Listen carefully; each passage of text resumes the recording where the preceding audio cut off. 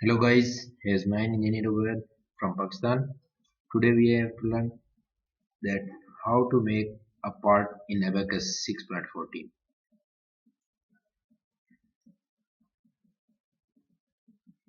We have to create part for the steel plate which is 10 mm. So it will be solid. Continue. We have to create the lines with the axis. Here we have to mention axis points x and y.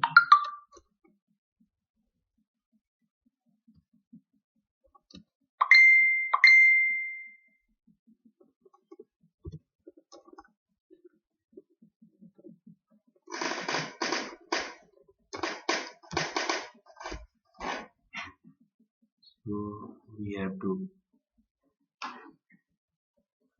give its depth which will be 10 mm. Okay, this is the plate, steel plate. We have made this part. So after this we have to put the steel properties. For more videos I have to ask that please subscribe my channel Abaqus 6.14 modeling. So this was the today's lecture. Thank you.